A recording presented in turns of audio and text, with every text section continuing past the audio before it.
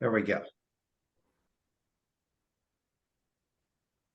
All right, so tonight we will discuss chaos. Um, they say the story that there were a bunch of people arguing what is world's first profession. And so the surgeon says, well, surgery is world's first profession because, there was Adam and Eve and they were one being and God had to do a surgery to separate them. And so the anesthesiologist says, wait, if so, God had to use anesthesiology. It says God put Adam to sleep, so anesthesiology was first. So the engineer says, hey, engineering came first. It was a lot of chaos. And then from the chaos came order. So the politician comes and says, who do you think created all that chaos? So tonight we will discuss chaos. But quickly, just before we get into chaos and discussing what chaos is all about, I will do just a quick recap on the prior three classes. The first lesson, as you recall, we're going through the order of creation. In other words, how we came to being.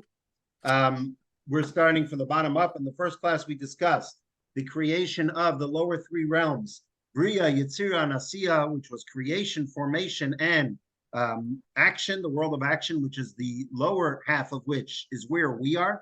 That was the creation of otherness, a possibility of something outside, has a procession of being outside of the divine. First, it was the initial creation. Following that became the formation. And then finally, the final point of the action, where is a being which is entirely perceptive of its own existence, a perception of self. And we said that the parallel in the human soul is the idea of thought, speech, and action, where it is pretty closely related to ourselves, but it is outside of us because we can switch out a thought for another thought. We can stop talking or talk what we want, and we can also act on what we'd like to act, which enabled us to have a feeling of more control of how we interface and interact with the world around us. Following that, we moved a little higher to the world of emanation, which was, as we explained, like a stamp. It has to have the form within the stamp itself in order to make that creation and whatever is being stamped. So too, within God, there has to be that somewhat aspect of godliness, an aspect of the divine, which is somewhat beginning to give space for another. That was called the world of Atzilut. And within that world, and the way God chose to emanate his divine energy was through the 10 attributes, the 10 divine energies, the 3 within the intellect and the 7 emotive attributes. And we explained that in the human parallel, we all have those 10 attributes as well. And that is the way we interact with the world around us. Not just interact, but that's actually who we are. And the more we know about ourselves and which one of the 10 we are more connected to, what our blend is, that'll enable us to know ourselves better and affect ourselves and the world around us better. And finally, last week, we discussed about the infinite light, whether it was the light of the infinite God or the light itself has infinite qualities to it, which is that precursor, that perfect white page, which we used as an example of chitus, of absolute simplicity, purity, the divine, which is really overbearing and overpowerful. And that enables opposites to be peaceful one with another. That's how God makes peace in the heavens, as we explained last week. And we explained the human parallel is the power of the will, right? Where there's a will, there's a relative. No, I'm just joking. Where there's a will, there's a way, right? We all know that saying. And the will, the power of the will, that once we want something, everything else will fall in line, whether it is the intellect or the emotions will fall in line with our will. And we explained that idea as it expresses itself also within marriage, that we stand under a wedding canopy, and the wedding canopy is representative of that divine energy, which is the divine essence above us, and that enables two opposites to be able to work together in harmony, and not only work together in harmony, but produce something infinite, which is the infinite creation of procreation. And so that's where we concluded last week. Tonight, we will go into moving on from that idea that the will is overbearing and all-powerful, and where there's a will, there's a way. The obvious question that throws in our face, so to speak, is paraphrasing a Yiddish expression, the obvious question that is, if we are our soul, as we explained the human parallel, the 10 attributes and the thought, speech, and action of our 10 attributes, which stem from the 10 attributes of the divine. So if the soul is pure, if the soul is holy, if the soul is divine, then what's its will? Its will is to do the will of God. Its will is to be good. Its will is to do everything God wants. But between you and me, that's not the way it is, right? We all know that we're not exactly perfect. We all know, okay, I'm not talking about you guys. I'm talking about myself, right? Or as present company excluded, right? People aren't perfect. People aren't their soul. They aren't their divine, their godly soul. And we see that in many, many areas in life. We see that there's this constant struggle to do the right thing. We see there's this constant struggle to be there for other people or be there for ourselves. And how do we reconcile the two? You know, they say the story of this door-to-door salesman. He's going, as such a salesman does, he's going door to door, and he's selling, I don't know, a vacuum cleaner. And he walks by the Goldstein's house. And as he's coming by the Goldstein's house, he's about to knock on the door, and he hears a major shouting match going on behind the door. And he thinks to himself, should I knock on the door or should I not? What do I do? Do I interrupt their shouting match or do I let it go? And so what does he do? He decides to knock on the door, but he figures he's going to make it as quick as possible, make it as soon as possible. He hears the shouting, but he's got to sell the vacuum cleaners. And so he knocks on the door a little bit hesitantly, and Mr. Goldstein opens the door and he says, can I please speak to the head of the household? And the guy, Mr. Goldstein, says, that's exactly what we're trying to figure out right now. And so that's what we're trying to do over here. Who is the head of our household? Who is the head of ourselves? Seemingly, it should be the soul, and the soul should be the one that is in full control, yet we don't see that. And we're going to do a little exercise here. If you have a pen, good. If you don't, also good. You can do it mentally. Have a look on page 111. Page 111 has a exercise here, 4.1.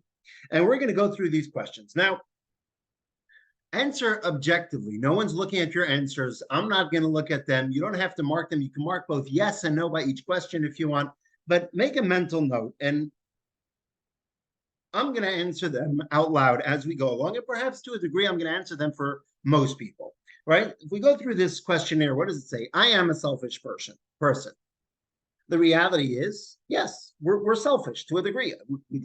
We may not like to think that of ourselves, but we like drinking our coffee in the morning. We like taking care of ourselves, right? When the oxygen mask falls, put yours on first, then help another person. I am not a selfish person. Also, yes, sometimes we're not selfish. Sometimes more than others, we're not selfish. At times, I really only care about myself and my well-being. Yes, some things are more significant than my existence. Of course, for most people. I would never knowingly do something to hurt another person. Who would do something to hurt knowingly? Do something to hurt another person? Yes. I know that I've hurt others in pursuit of my goals, whether physically as a child, we've done that, and metaphysically or spiritually, we sometimes do that. I sometimes feel glad when someone else fails. Okay. To a degree, I say perhaps, especially when we were younger, in certain aspects, maybe not all of us, but you get the idea of what's going on over here. First of all, we're saying yes to a lot of things. I don't want to rejoice over someone else's trouble. When I want something, right? Who wants to rejoice over someone else's trouble? When I want something, I find it very difficult to resist it, even when I recognize that it is harmful to my moral and spiritual well-being. Right? We want that slice of pizza. We want that ice cream. We know it's not good. We want that l'chaim. We know it's not good. We're going to take it either way, right? We know it's important to keep Shabbos. We don't necessarily do it as best as we'd like to do it. I weigh short-term gains against the long-term harm they may invite. Yes, sometimes we do that as well. So what the idea we get from this exercise is chaos, confusion, right? What are we? Are we a good person? Are we a bad person? Or not bad? We're just complex. So the idea we get over here from this entire page is that the reality is we are human beings are complex. But we're not as complex as you think. Because the reality is this idea of answering yes to most of these questions, this idea that we are a selfish person, but we're not a selfish person. The reality is we're both. We are selfish and we're also selfless. So we gave the answer yes to a number of conflicting statements, contradictory statements, because the reality is we have two parts to ourselves. We have a self and we have an aspect of ourselves that is selfless.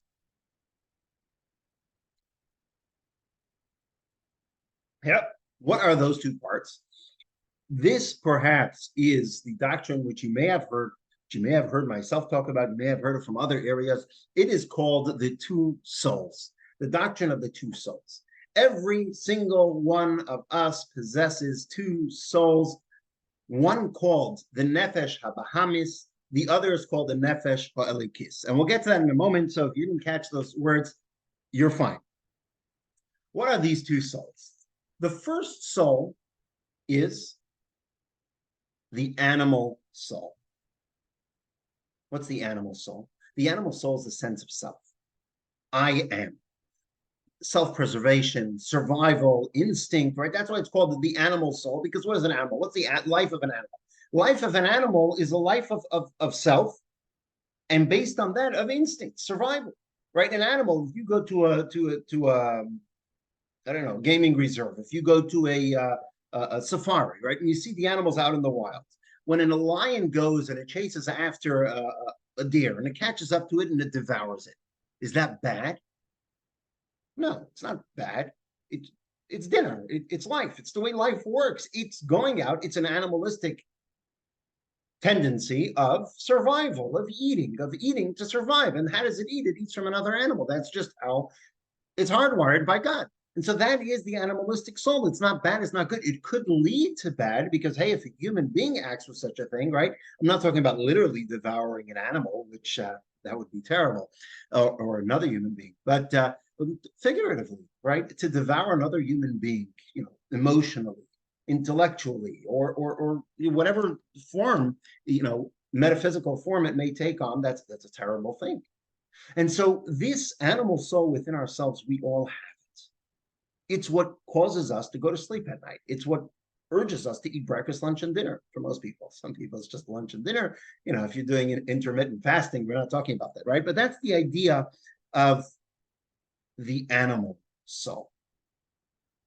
Let's have a look in text 1. This is a quote on page 112. This is a quote from the Tanya. Tanya is a seminal book of Chabad Hasidus, and it expresses many Kabbalistic concepts in a very practical terminology. And so the Alter Rebbe in text 1 writes as follows. The first of our souls originates in non-holiness.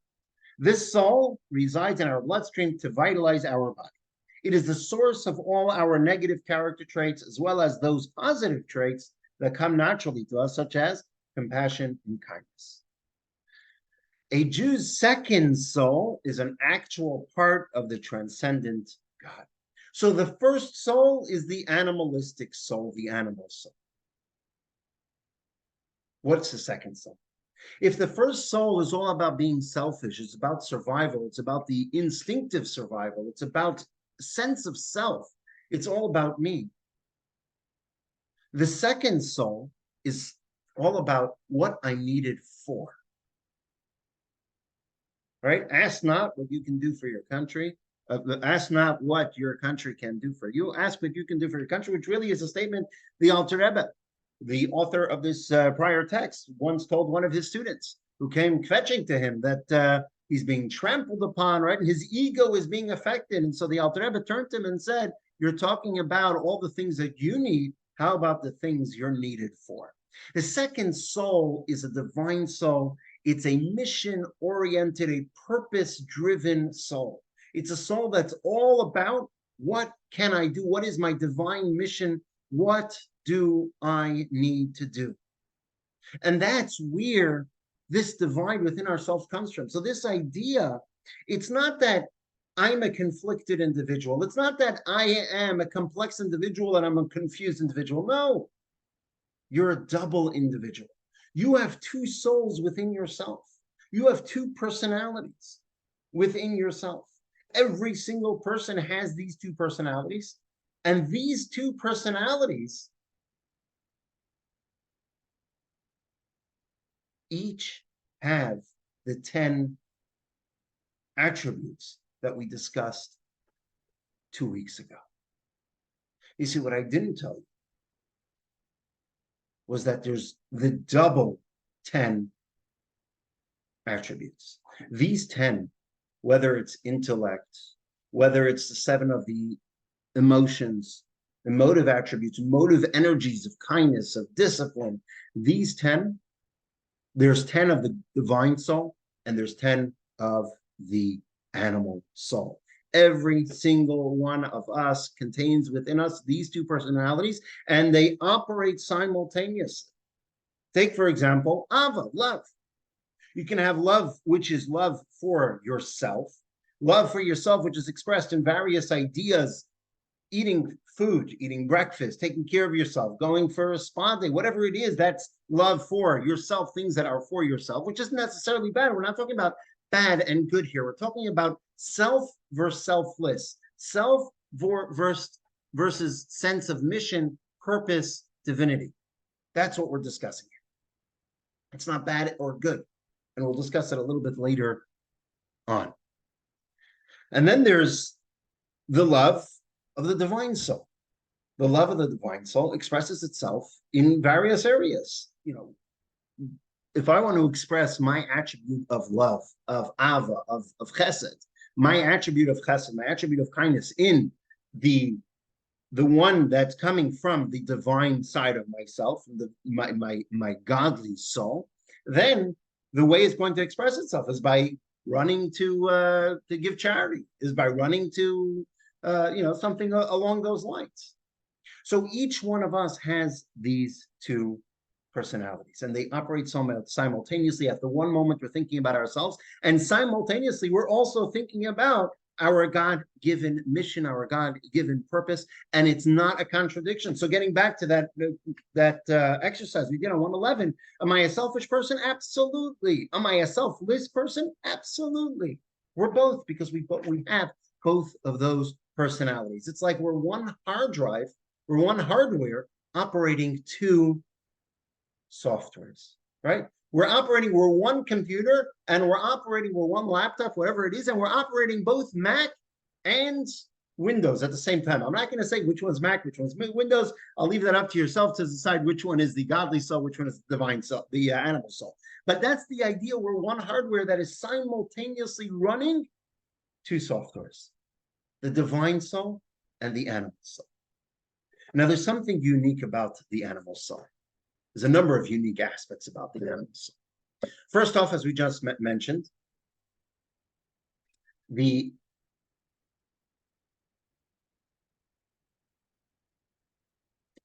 animal soul is all about self-preservation, self-identity. It's me. It's all about me. I'm important. But there's another important aspect. It came first. If you notice in text 1 that we read, he said the first of our souls originates in non-holiness. It's the first, right? It came first. Think about it. When a child wakes up, when a child is born, and a child starts getting old, what does a child want first? It wants to eat. It's not thinking about giving food to other people. The first thing a child thinks about is, I want to eat. We think about it ourselves also subconsciously. You know, we hope to, at a certain point, to care as much for the other person as we care about ourselves. But what comes first? Our desire to eat, our desire to take care of ourselves. A child, right? When the child's 1 or 2, the child psychologists, they always tell you it's normal for a child to be jealous. It's normal for a child to grab things, not to know how to share. All these things are very, very common in children. And what do we do as parents, as educators? We try to train the children the concept of other, to be there for another person, to care about another person. But naturally, instinctively, what does a child first care about? Himself, herself. That's what they're caring about. That's what comes first. So the animal soul came first. Right? They say, what do they call twins? When a mother's expecting twins, what are the twins called? They're called roommates. Last week's Torah portion, we had a story about roommates, right? Jacob and Esau. They were roommates. But what happened?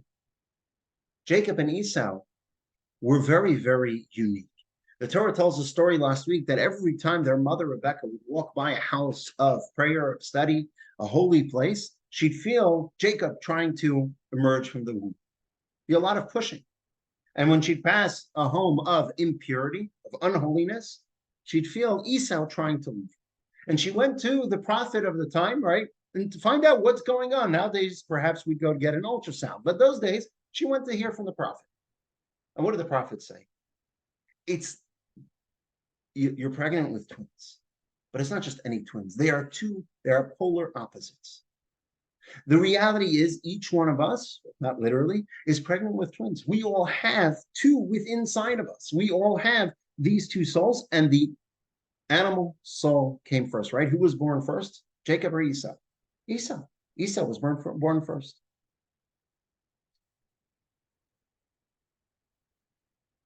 So every single one of us has first, but first off, has both. First off, we think about ourselves. Then there's something else about the animal soul. The animal soul is a lot more powerful. It's more vocal. It's stronger. It has a lot more excitement. Right? And you may be thinking, maybe my divine soul is a little stronger. So I'll give you an example. Right? Say you're a Dodgers fan. Okay, Yankees fan. Say you're a Dodgers fan, right? And it's seventh game World Series. It's the Dodgers playing, I don't know, the Yankees. I don't know if they could play. Yeah, I think so. It's the Dodgers playing the Yankees, right? It's the seventh game of World Series. You have home plate seats. However, you got it for the seventh game of the World Series. You had home plate seats. It's the bottom of the ninth. It's a tied game. This is it, the last pitch. You are standing on your feet. You have kosher chicken wings, right? You have kosher buffalo wings. You have kosher popcorn and soda. And you even managed to get beer, right? Because you have VIP seats. And you're excited, and you're a passionate fan. You're excited. You're screaming from joy. And then he hits the home run. The game-winning home run, you're joyous, you're jumping for joy on your feet. Now that same individual, right, comes Yom Kippur, the rabbi's sermon. Gave a great sermon, Yom Kippur, the holiest day of the year. Now, if you're more excited on Yom Kippur for the rabbi's sermon than you are for your team in the bottom of the ninth, then, kudos to you, but you're from the minority.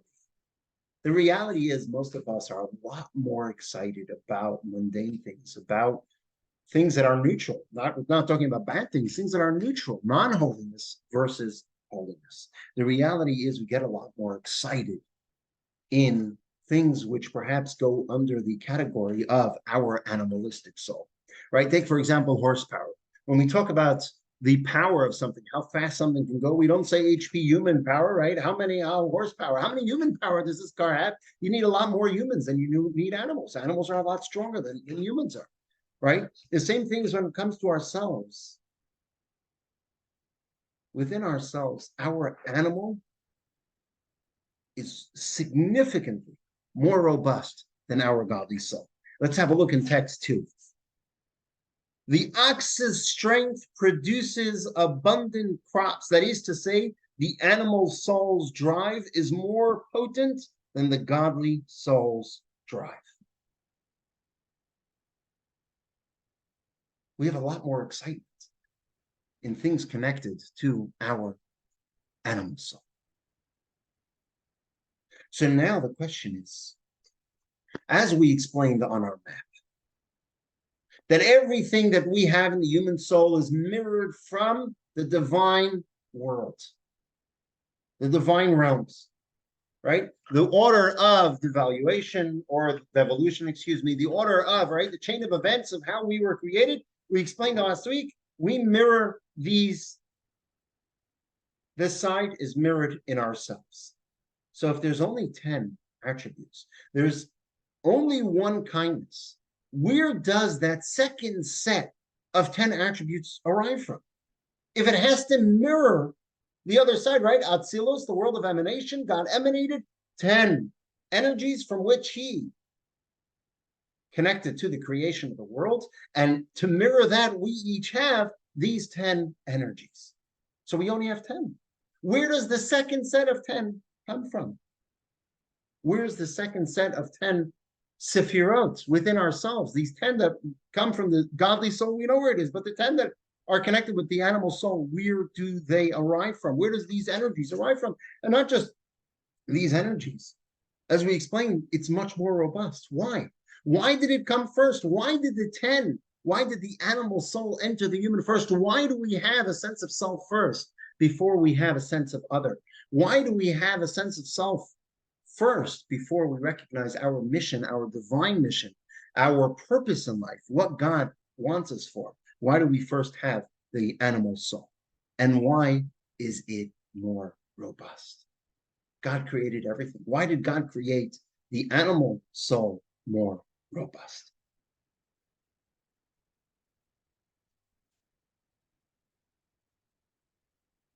Now, this idea of the animal soul and the divine soul, this Kabbalists tell us that when does the divine soul enter the human being in its fullest sense? It begins entering the moment the child is born, but it only completes its arrival in ourselves at our bar and bat mitzvah, which is why a bar and bat mitzvah is so important when a girl turns 12, when a boy turns 13, because that is the moment that the divine soul completely enters the child, making them an adult, making them someone who's completely responsible for all their actions, has the merit to now participate in the fulfillment of the commandments, and perhaps also now has this idea, this sense of other, this sense of it's not all about me, it's what I'm needed for, which is why they now have responsibilities to fulfill the commandments like an adult, which, is a point to ponder when it comes to what a bar and bar mitzvah, what the celebration is about, and how it should be about our mission and our divine mission, and not so much about ourselves and our egos. Either way, that was just a parenthetical. But now the idea is, and this is where we get into real Kabbalah. Not to say that what we've been discussing until now isn't Kabbalah, it's all Kabbalah, but when we discuss Kabbalah, when it comes to the world of chaos, when it comes to this level of Kabbalah, this is real Kabbalah. This is the big stuff. And I will try to explain it the best of my ability, but you have to halt cup, as we say in Yiddish. You have to focus and follow along. It's a long thread that will go from these two souls, the animal soul, the divine soul, these two personalities that we each have within us, as we go along through this Kabbalistic journey to circle back to answer our questions. The world of chaos is called tohu. Now, not to be confused with tofu. For some, that's also chaos, but not to be confused with tofu, it's called tohu. The world of tohu, T-O-H-U. The world of tohu, the word tohu literally means chaos. And that's what we are discussing now. But before we get to tohu,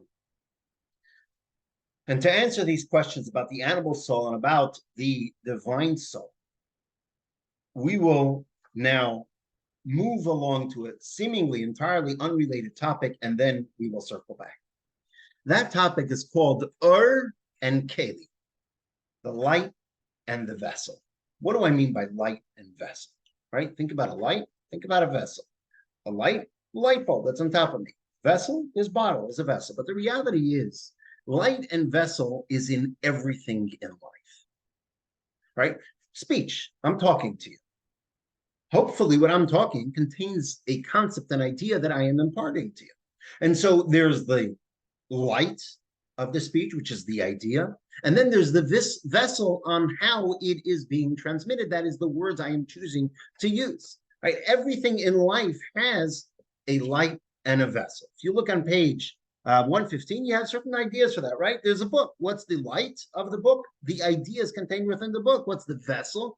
The words themselves and the page and the paper and the font. That is the vessel within which is contained the ideas. What's a melody? right? Someone decides he's going to create for his wedding, he's a composer, he's going to compose a beautiful song for his new wife, right? What's the song? The song, the composition is the vessel. What's the light? The light is his feelings, his emotions for his new wife, right? In business, you have the vision, you have the strategy. In a relationship, there's the love and there's the action. In religion, you have the beliefs, that's light, and then you have the vessel, which is the rituals. In everything, there is a light and there is a vessel that contains that light, right? Any word, take for example, the word that's here on this screen, right? Soul, the word soul, S-O-U-L. It's random 4 letters that have unique shapes, and an S on its own means nothing, an O on its own means nothing, a U on its own, and an L on its own means nothing. But what happens when I move them together? When I move them together, the soul, this vessel of S-O-U-L, now contains a light within it. And the light is the idea that the word expresses, because the word itself is meaningless. It's only the light within it that makes this vessel meaningful. What does it have to do with what we're talking about here?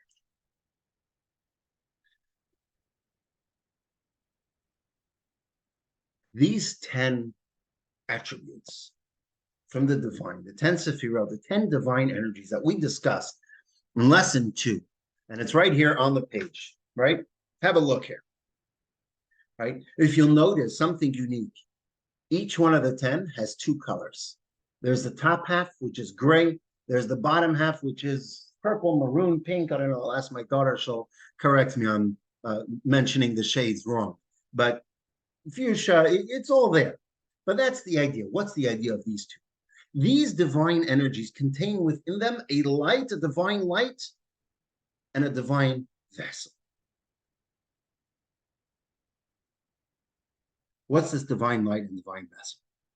Each one of these have these 2 colors. Each one of these has the divine light and the divine vessel. Let's have a look in text 3. This is on page, we're going to go back a page, on page 114, text 3. This is straight from the Zohar. What does the Zohar tell us?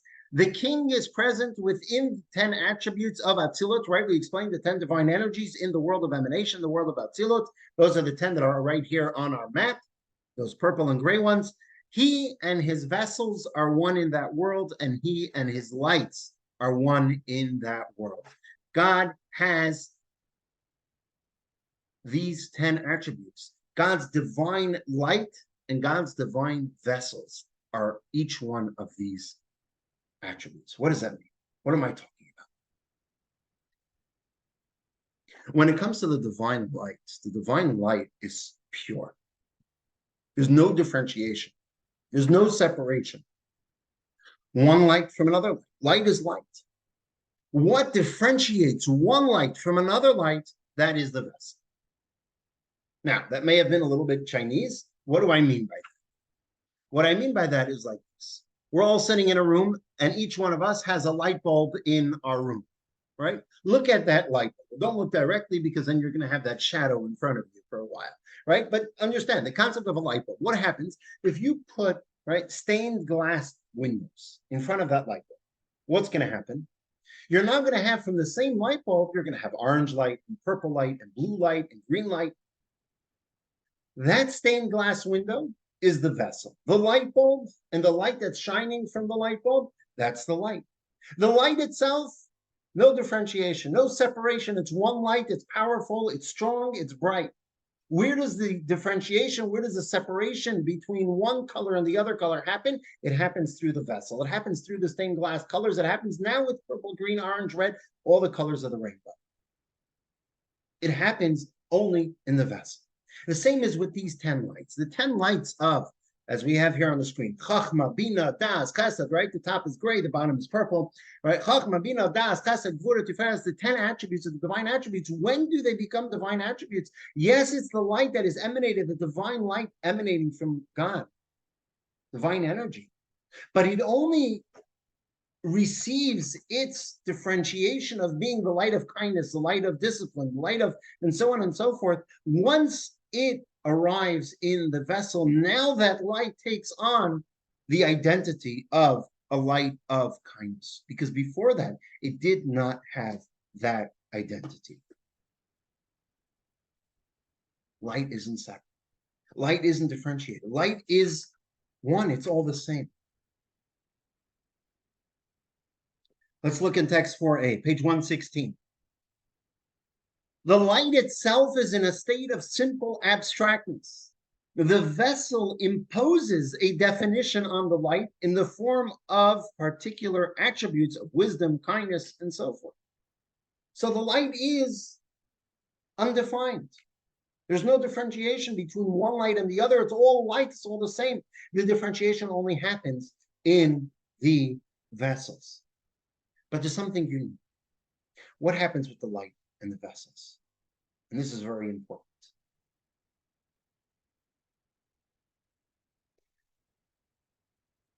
The light doesn't want to go into the vessels.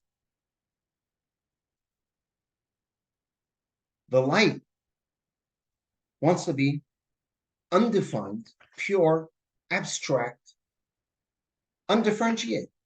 It wants to be a powerful light, right? If something was perfect, if something could express itself in a myriad of ways, it's beyond any definition. Why would it want to suddenly be limited? Why would it want to suddenly be defined and be limited in such a way?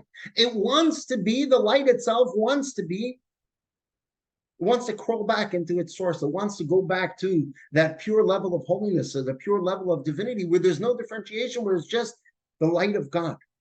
It doesn't want to be in the vessels, right? For example, fire. Fire is the only thing that I can think of, Kabbalah tells us, that contains this concept within. What's fire? Fire is something that does not want to exist. We need to force it into existence. How do we force it into existence? By tethering it to a wick and some sort of fuel, right? Once it's on the wick, it'll burn out in an instant. What does fire do? It wants to consume itself. It wants to leave itself. It's constantly jumping higher. It wants to go to something that's greater to itself. It wants to be subsumed in its source. So what does it do? If you feed it, it tries to consume whatever it's fed as fast as possible, because it wants to consume itself. It wants to self-destruct, right? Fire doesn't destroy other things. Fire destroys itself. And if it catches on to something else, it's going to try to destroy that in order to destroy itself. Fire is constantly trying to jump up. Flames constantly jump up. And when is the fire happy? When is it calm? When it disappears. Now it's happy. Now it's calm. Why? Because it went back to its sources. It consumed itself. The light of the divine is the same idea. The light of divine doesn't want to be lowered down into a vessel. It doesn't want to be defined and differentiated into kindness and to discipline. It wants to be subsumed in the absolute purity and the absolute spiritual divinity and pureness before the 10 attributes. And it's not just the light itself.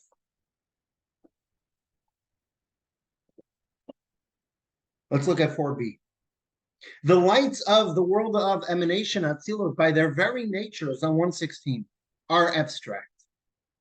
They also aspire to return to their source and to become wholly subsumed within their sublime origin. Accordingly, they are far removed from creating the worlds of Bria, Yetzirah, and Asiya, creation, formation, and action. Rather, the lights must first install themselves into the vessels of Atzilus in order to energize the creation of the world, right? But the point being, they don't want to. They don't want to be in those vessels in order to go ahead and create something which can feel otherness in a sense of outside of the divine. They don't want to. They want to be entirely subsumed within their source. But it's not just the lights themselves. It's the vessels also.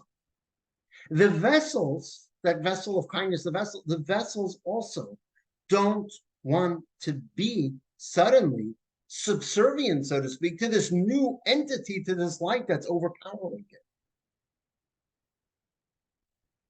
It doesn't want to be there. It wants to be lowered down into the physical world. It wants to be connected to the physical world. It doesn't want to be something which is subservient to something that's greater than it, to this all-powerful light, to this extreme whole level of holiness and that wants to be subsumed, and now it has to elevate itself. The vessels themselves don't want to be vessels to this light. That's on 4C.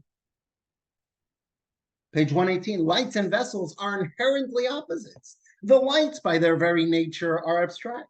They also aspire to return to their source and to become wholly subsumed within their sublime origin. By contrast, vessels have a defined nature. They desire to retain their configuration and are naturally inclined to descend to lower realms. So we got a big problem. We got world's worst shidduch. There's just one problem. This shidduch, this match, is absolutely necessary for creation of the world, because if there's no divine light within the vessels, then there's no 10 attributes. And if there's no 10 attributes, then there's no rest of the chain of events, which ends off in the creation of you and me, creation of the world. But the reality is, here we are, which means that shidduch happened. Somehow the light was tethered to the vessel, and the vessel was tethered to the light, and together they got along somehow and were able to be that expression of the divine, of kindness, of discipline, and so on and so forth, which enabled the creation of the world.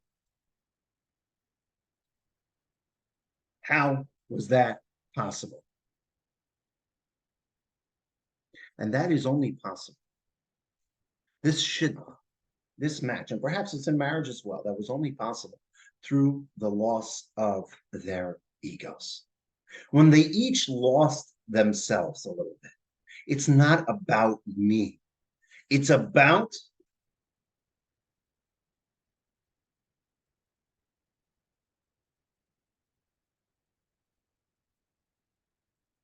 there we go. It's not about me. It's about my purpose. It's about what God wants me to do. It's not about me. When they have that bittul, when they have that level of self-abnegation, the loss of ego, it's not about them, then they are able to fulfill their divine purpose. Let's have a look in text 4D, which is the final of the four, right? May the force be with you.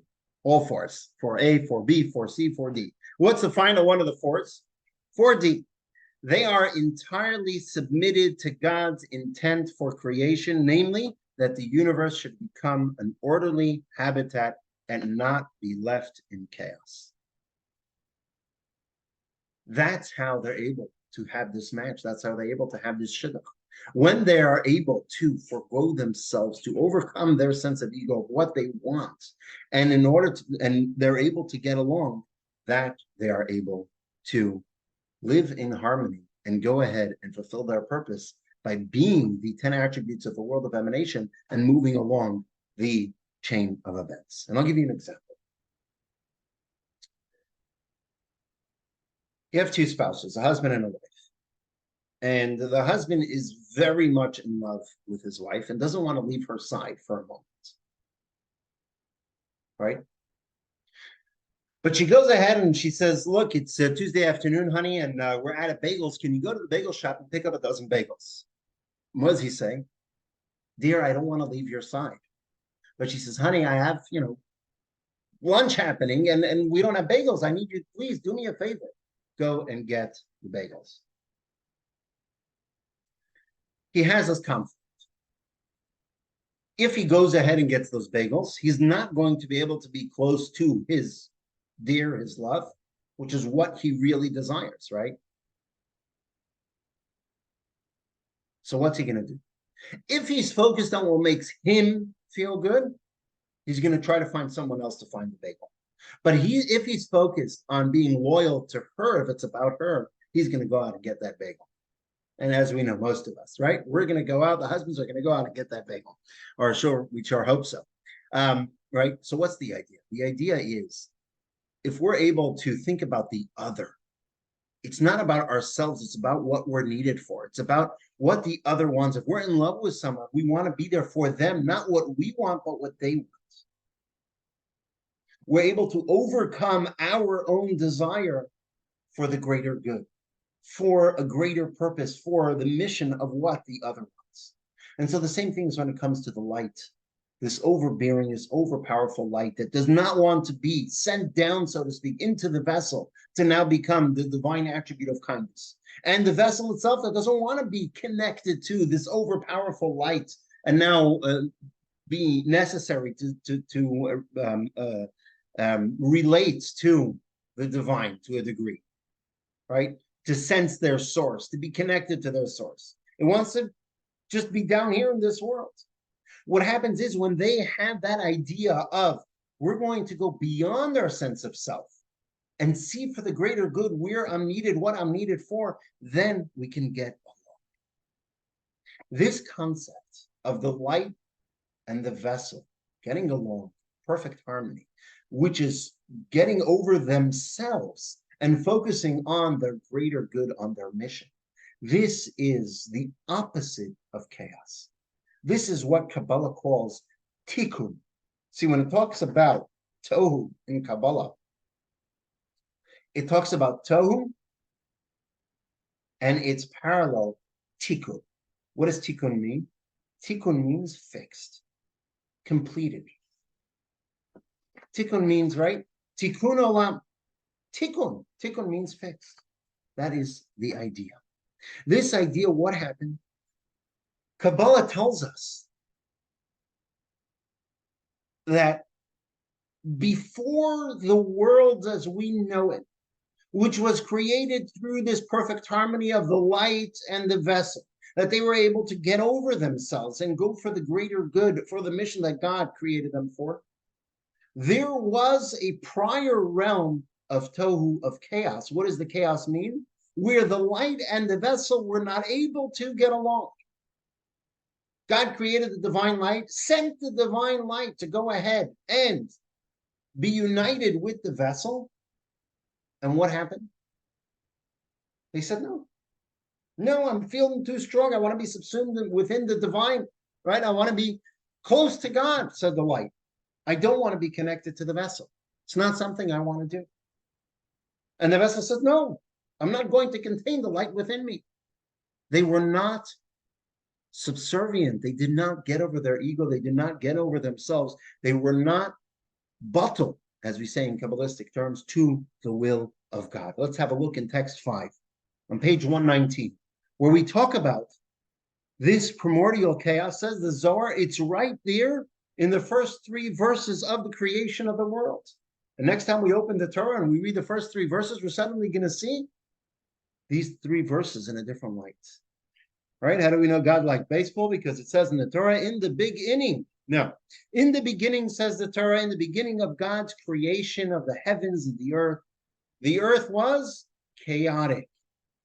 Says Kabbalah, what does the chaotic mean? The world was chaotic because the lights and the vessels couldn't get along. Let's look at text 6. In the words of Kabbalah, the earth was chaotic and desolate, says Kabbalah on page 120. This refers to the breaking of the vessels. Those vessels, they didn't want to accept the light. The light didn't want to diminish itself. It was too powerful, and the vessels broke. There was chaos. God's spirit hovered over the water. This refers to the lights that the vessels failed to absorb. The lights were too powerful. The vessel says, I want to have nothing to do with them. And there was an eruption. There was chaos. There was this mix of vessels that did not want to contain the light of God within them, the light that didn't want to diminish itself to be able to fit into the vessels. The lights were too powerful. Chaos ensued. You know, it's like the example joke that I mentioned a few weeks ago, right? With the concrete and the abstract, right? The rabbi loves kids in the abstract, not in the concrete. Philosophy is a great example of undefined white. The idea of philosophy is to philosophize, not to come to anything concrete, right? Say the story where a guy comes to his friend and says, I've been studying philosophy and I came to the conclusion that life is like a bridge. His friend says, how so? He says, you're right, maybe it's not like a bridge. Right? Philosophy, it doesn't have to come to something concrete. It's just ideas, right? If a tree falls in the forest and there's no one around to hear it, Does it make noise? Discuss it, analyze it. Philosophy is the light without the vessel. There's no following up on it. What's an example of a vessel which isn't tethered to the light, which gets carried away from itself? So I heard from a colleague today a great example, and I think it fits. With every example in Kabbalah, the Kabbalists and mystics tell us there's always something lacking, but it expresses this idea to a degree on a pretty good level. ChatGPT, right? AI. It's in the news again, but AI, ChatGPT is an aspect of AI that perhaps some of us have dabbled within, and really we're all involved with it, whether we like it or not, because everyone's using it nowadays. All companies, all news companies, and so on and so forth. Right? What's ChatGPT? ChatGPT is a wonderful vessel. Artificial intelligence. It takes the intelligence that it has. It has a certain level of light within it, and then it spits out a bunch of vessels, a bunch of something tethered, something practical, something unique. There's just one problem. At least in its current iteration, it perhaps got a little better since I played around with it, but in its current iteration, it's not so good. And an example, I've tested it out with some examples of Jewish law, right? You ask it questions of Jewish law, and it spits out answers that are total nonsense. Not that it's a minority opinion or it's some communities follow it. It spits out answers that are total nonsense. What happened? ChatGPT has light. The light is the information it gleaned from online. But the vessel is its output, and the vessel got carried away with itself. It's just about the vessel. It's just about the output. It's just about it spitting out information. Information's right, information's wrong, information's nonsense. Makes no difference.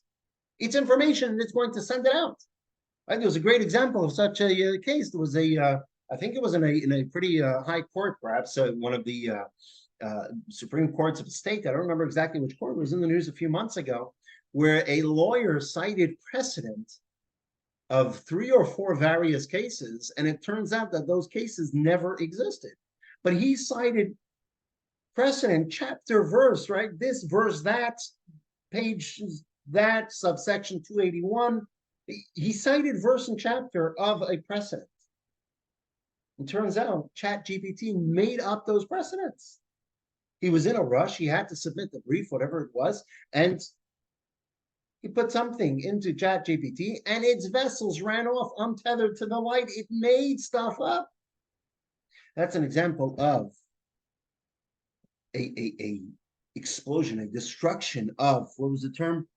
The breaking of the vessels. There's vessels, but they're broken. There's output, but it's not tethered to the light. Why does that happen? Why did this world of chaos precede the world of perfection, of tikkun? The world of chaos happened because that is its nature. Right? God created the light that emanates from God himself is all-powerful. And there's no logical reason why it should overcome itself, because it's all-powerful. It's emanating from God, and if it's emanating from God, it's all-powerful. It's unlimited. It's undefined. It's undifferentiated. Right? That's its nature. What's a vessel? A vessel is to be limited. A vessel is to be connected to the lower realms. It doesn't want to be connected or sense its source. That's its nature. Right? Let's look at text 7a, page 121. The lights of Tohu were intense and powerful. They intensely desired to be nullified and subsumed within their emanating source. They had no sense of what their source wanted of them. As a result, they failed to deviate from their default nature for the sake of submitting to their greater purpose. And therefore, text 7b, 122, the vessels could not contain the light because they were not sufficiently submissive to peer with the light's intense abstractness. They acted like a wick resistant to the flame, resulting in the flame slipping away. So the world of Tohu, the world of chaos, was a natural reaction when these lights did not recognize what their mission was, and the vessels did not recognize what their mission was. So they just had their sense of self blown out of proportion or blown into the full proportion of what they're supposed to be. And that was Tohu. Came Tikkun, and suddenly they got along with each other because they recognized their mission. And now they were able to live in perfect harmony and fulfill their purpose by recognizing God's deep desire and fulfilling it and overcoming their sense of self. By now, you probably recognize how this world of chaos, a world of perfection, tikkun, the tohu and tikkun, the lights and the vessels fit in to our discussion in the beginning about the animal soul and the divine soul. Tohu, the chaos, is what? Is when everyone does exactly who they are to the fullest. It's a sense of self blown out of proportion. That is what the animal soul is all about itself. Tohu, the world of chaos, is the source for the animal soul. Tikkun, when the lights and the vessels recognize their mission, they put their ego aside and they're able to go ahead and be in perfect harmony with each other, even though they're polar opposites, and go ahead and fulfill their greater mission of what their purpose is, what God wants from them. That is from where the divine soul, the soul, as we mentioned in the beginning, the soul that recognizes the divine, the soul that recognizes its purpose, the soul that's selfless, the soul that really wants to do for another, really wants to do its divine purpose, wants to do its mission oriented, its purpose oriented, it's divine oriented. So now let's get back to our questions, right? Which came first? The world of Tohu, the world of chaos. And as a result, what enters in its parallel in the human self, right? This is the thread that I mentioned earlier. We have to halt cup. We'll go through it. What comes first in the human soul? The animal soul. The animal soul is a mirror of the world of chaos. It's all about self. It's not necessarily bad. It's just an extreme expression of self, and it's very hard for it to recognize another. It wants to, right? Survival instinct, animalistic instincts. Which one is stronger? Which one is more robust? The world of Tohu, the world of chaos, the world of Tohu is what is the light is going to go with its power until the end, and the vessels will be themselves until the very end. What happens in the world of Tikkun? They're both tempered. They're both tame. They're both able to work in harmony with each other. And as such, what's stronger within the person? What's more vocal? What's more excited about it? What's more vitalized? The animal soul. Because it comes from Tohu. So Tohu and Tikkun, the world of chaos and the world of perfection, and perfection is not a perfect example, translation, but I'm just going to use that term, mirrors the animal soul and its 10 attributes and the divine soul and its 10 attributes. And so now we asked the question at the beginning, so where does the animal soul come from? If there's only 10 attributes, you're right, there's only 10 attributes, but that was the 10 attributes in the world of Tikkun. Once it comes to the order chain of events, as we know it, as we explained in the world of emanation, but before the world of emanation was Tohu, was that world of chaos. And that world of chaos, that is the source of the parallel 10 attributes of the animal soul. So now the question obviously is,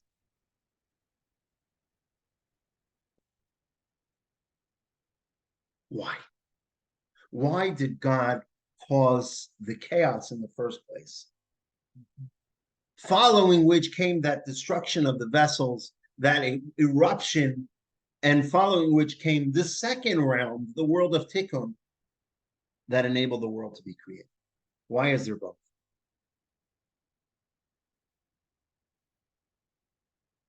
the animal soul, the world of chaos from which the animal soul comes, was purposely created by God to be more powerful, to have that energy, that extreme divine energy, which the world cannot contain. But in order for it to be mirrored in the animal soul, in order for us to tame the animal soul and utilize its contrast and itself for our service of God. In other words, we have that job of harmonizing these two sides to create a tikkun, litaken olam, right? This is the real tikkun olam, says Kabbalah. This is what is tikkun olam, for us to take our animal soul, which is a mirror of the 10 attributes as they were initially in the world of chaos, which are powerful, which are strong, which came first, which are loud, which make noise, which get very excited, right? Game 7 World Series, a lot more exciting than the rabbi's sermon on Yom Kippur. And what's evident is usually when there's a big game, right? Tonight, Thanksgiving weekend, right? We have half the crowd that we usually have because the animal soul is stronger. You'd rather, right? No. Again, it's not bad, it's not good, it's just different. All right, so what do we do with it? What do we do with it? What we do with it is, remember we called it an animal. What happens with an animal? What do we do with an animal? We harness the animal. We don't destroy it. We don't get rid of it. We don't say it's no good, and so I have to obliterate it. No. We harness the animal, and now it becomes something which is immensely productive. When we take our animalistic soul, right? Because our godly soul is tame. Our godly soul is not meek, but it's quieter. When we take our animal soul and we harness it to the divine soul, to now fulfill its purpose, now we have something much stronger. Now we have something stronger than the world of Tikkun itself, right? Because where does Tohu come about? Where does the animal source from? It is sourced in a greater source, in a more powerful divine source than the divine soul is. And so we have both. Look in text 8, right? Text 8, we know this idea already, page 125. We are comprised of both Tohu and Tikkun. Our godly souls are products of Tikkun and are therefore inherently subservient to God. Our animal souls and bodies are products of the broken vessels of Tohu. We're not going to do the second half. It's a point, but it's not directly related to what we're talking about. So what's the idea? How do we harness it? How do we harness our soul? How do we harness this all-powerful soul that wants to forge forward? It's like an animal's got trillions of horsepower, right? Different people, Kabbalah tells us, have different types of animals. Some of us have an animal soul that's like a goat, a sheep. Other ones, we have like a raging bull, an ox. Right? Different people have different levels of animal souls, and on par with that is different levels of divine souls, perhaps a discussion for a different time. But either way, how do we harness our animal soul? Our inner tohu, our inner chaos, the complexities of the human being. We don't get rid of it. It's not bad. It is what it is, and it's our job to harness it for the good. And here's an example. It's a great story. It's an edler story in Yiddish. It's a more refined story, but it's a story that expresses this idea. Text 10, page 127. Rabbi Gershon Ber of Pahar deeply understood Hasidic philosophy and was a man of few words. Nevertheless, he had a habit of translating everything into Yiddish. I heard him counting the Omer on the first night, translating each Hebrew word into Yiddish as he did so. He did the same on each subsequent night of the Omer, translating everything into Yiddish whenever he davened. He translated every word into Yiddish. He once asked Rabbi Peretz, the rabbi of Nevel, and later of Chernigov, whether it was permissible to translate every prayer into Yiddish, including portions of the prayers during which one is forbidden to make an interruption. And Rabbi Peretz asked, and here's the key point, why would you want to do that? You understand Hebrew, why would you want to do that? He responded, My animal soul understands Yiddish better. What was Rabbi Gershon Ber saying? Rabbi Gershon Ber was saying, my animal soul is an important component of me. Not only is it an important component of me, it's the loud component, it's the robust component, it's the one that makes noise, that gets involved, that gets energized, that gets vitalized, that is enthusiastic. And I want to harness that power for the divine. I'm praying, I'm not sending my animal soul to fly a kite. I'm not sending my animal soul, stop disturbing me. I want my animal soul to understand what I'm praying. I wanted to understand the importance of prayer. I wanted to understand the importance of serving God. And I wanted to come along with its energy, with its horsepower, and pray with it. That's our job.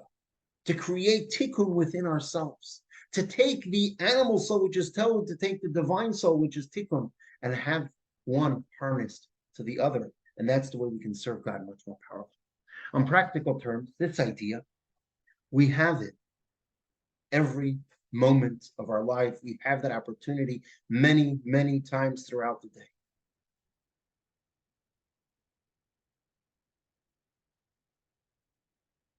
Text 11, page 128. Do not assume that the only time we are close to Hashem is when we are engaged in Torah study, prayer, and the performance of a mitzvah, and that we have turned away from Hashem while engaged in earthly endeavors such as eating, drinking, and other deeds. This is not the case, for we are instructed, know God in all of your ways. We can connect with God through every endeavor. What does that mean? How do we harness the animal soul? That's what this text is telling us. How we harness that soul is with every mitzvah that we do. When we do a mitzvah, take, for example, the mitzvah of eating on Shabbos. It's a mitzvah to eat on Shabbos, believe it or not. Some who say that you don't gain calories from what you eat on Shabbos because it's a mitzvah. I don't know how true that is. Perhaps it's only from eating during the week. Either way, when we eat on Shabbos, what are we doing? We're harnessing our animal soul to our divine soul. We're harnessing its power and using it for a holy purpose. We're now creating a much stronger, right? If it was only our divine soul eating, we'd eat very little. We'd not be involved in the eating. We wouldn't care what we eat. And as such, we'd be losing out on elevating the world around us and making the world around us a better place and a place ready for God. When we get our animal soul involved in these areas of life, and then we go ahead and we say, we're going to inject meaning into these items, then now we are elevating them to holiness. We are now making them tikkun. We're taking the chaos of the animal soul and making it tikkun. It's not just in commandments, even in the mundane. Whatever we do in life, at every moment in life, we always have an opportunity to inject holiness into that aspect of life. In other words, to harness the animal within us. And when we go through life, when we see various areas in life, anything we do throughout the day, when we have an event, when we have a party, right? We're going to have Thanksgiving dinner. At the Thanksgiving dinner, make it a holy event. Share some words of Torah. Have a charity box. Everyone gives charity around the table. You've just harnessed the animal side of it, the animalistic side, the self side of it, and you've transformed it into a divine action. We have it throughout our day. Whenever we do something, we do a mitzvah, we find spirituality in any mundane aspect of life. What we're actually doing is we're taking our animal soul and transforming it into tikkun. We're harnessing it to tikkun. Which brings me finally to a story. And we'll conclude with this story. There was a Jew in the time of the Alter Rebbe. The Alter Rebbe was the founder of Chabad Hasidus. He passed away in 1812. And there was a Jew, one of his followers, whose son had deviated from the path of Judaism. And he was if I'm not mistaken, this son, who became a real secular Jew, He became someone proud of what he stood for against his father and against his father's community. And he became this strapping young man who liked to talk about himself a lot.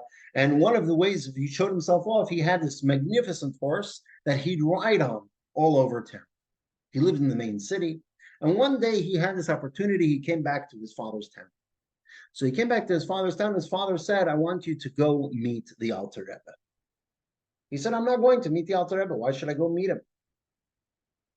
Slowly but surely, they convinced him to go, and he decided he's going to go, which is a show of disrespect. He's going to go riding on his powerful horse, wherever his horse was, one of these, I don't know what breed of horse it was, but he's going to go riding on his powerful horse towards the Alter Rebbe. And he rides up to the window of the Alter Rebbe's office, and he was the exact height of the window wall sitting on his horse. And the Alter Rebbe turns to him. The Alter Rebbe says, when you have a strong horse, right, what's unique about your horse? Why'd you come on your horse? So this young man tells the Alter Rebbe, because it's a fast horse, and therefore I'm able to go wherever I want very quickly. So the Alter Rebbe said, but if you're on a fast horse and you're able to go wherever you want very, very quickly, what's going to happen if this horse deviates from the path? So the young man thought for a moment, and he said, yes, if it deviates from the path, you're right, it's going to go very fast off course, and it's going to go a great distance, much faster. So the young man then turns to the Alter Rebbe and says, yeah, but when I realize that I went off the path, now I can return to the correct path much quickly, precisely because I have a fast horse. And so the Alter Rebbe grabbed those two words of his response, and the Alter Rebbe says, when you realize, and he repeated that many, many times.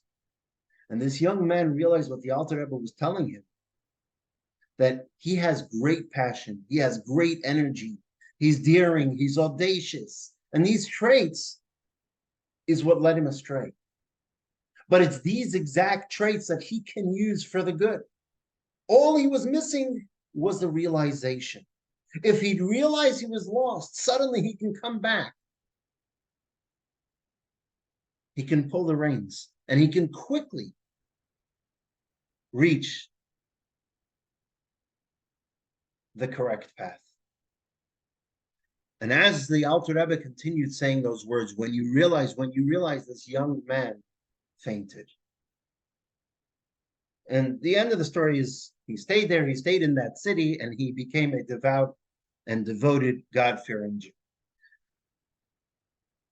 Today's lesson was all about this story. We are all riding our own horse. We have an animal's soul that comes from the world of Tohu.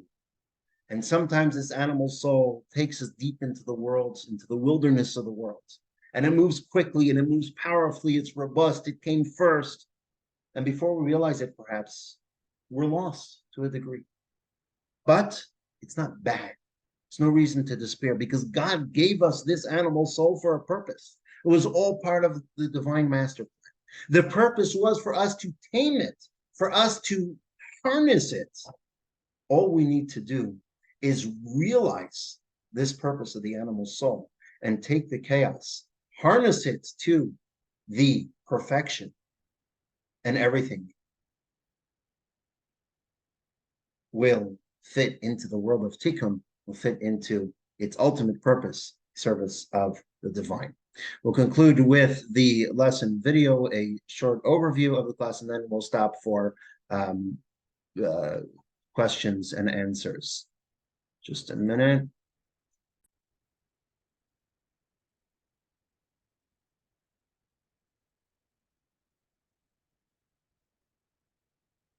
There we go. Lesson 4. The World of Chaos. 1. There's no reason to be overly impressed or intimidated by the strong desires of the animal soul. The fact that it shouts louder does not make it more genuinely you. It's more forceful simply because of its chaotic tohu origin. 2. The performance of a mitzvah and immersive prayer transform the animal soul into a receptacle for God's light. Additionally, we can infuse spirituality into those areas of life within the domain of the animal soul. This turns the animal soul into a vessel for a higher purpose, which is an act of tikkun. 3. If we ignore the godly soul, we remain unfulfilled. If we grant it what it desires without linking it to the animal soul, we remain fragmented. Only when we allow the godly soul to influence the animal soul and to infuse it with direction do we introduce harmony to our lives.